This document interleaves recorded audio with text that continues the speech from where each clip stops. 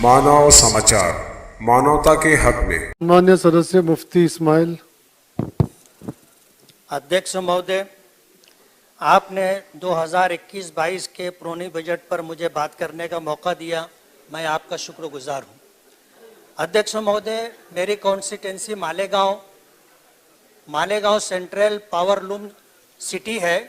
गरीबों की, मजदूरों की बस्ती है। पावरलूम के अलावा कोई रोजगार नहीं है और इस रोजगार पर साल के अक्सर महीनों में मंदी रहती है, जिसकी वजह से लोगों का कैपिटल खत्म होता जा रहा है।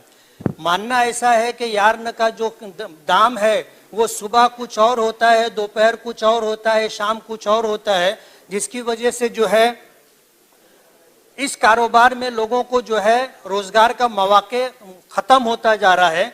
यार्न का दाम स्टेबल रहे, इसके लिए सरकार कोई कायदा बनाए, ये मेरी आपसे गुजारिश है। मालेगांव की आबादी 10 लाख के ऊपर हो चुकी है। हमारी सरकार ने 2 लाख 4 लाख की आबादी रखने वाले शहरों को जिला बनाया है। मालेगांव को भी जिला बनाया जाए, ये आपके तवज्जुह से मेरी सरकार से गुजारिश है।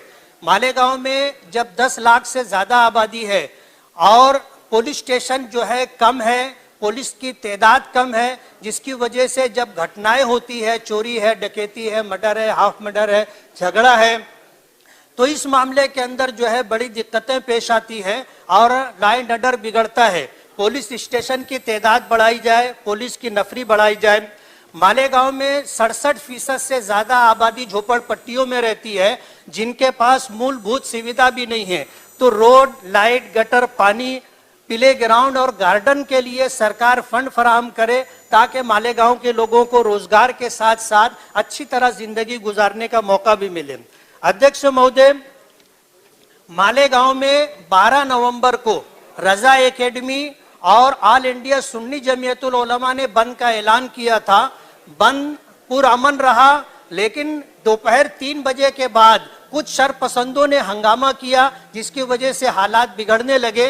पुलिस की तादाद कम होने की वजह से हालात बेकाबू हो रहे थे, लेकिन अच्छी बात यह है कि शरपसंदों को समझाने वालों की तादाद शरपसंदों से ज्यादा थी, दंगाइयों से ज्यादा समझाने वालों की तादाद थी। हालात बिगड़ने नहीं पाए। ऐसे मौके पर जो बेगुनाह लोग गिरफ्तार हुए हैं, उन पर भी 307, 353 और 395 की कलम लगी है। मेरी आपके जरिए सरकार से ये गुजारिश है कि ऐसे बेगुनाह लोग जिनके गुनाह नहीं है या कम है, उन पर 307 जैसी जो कलम लगाई गई है, वो कलम कम की जाए और उनकी जमानत के लिए राह हमवार की जाए। अध्यक्ष महोदय, मालेगांव शहर माइनॉरिटी का शहर है और अक्सरियत जो है वहां माइनॉरिटी से ताल्लुक रखती है।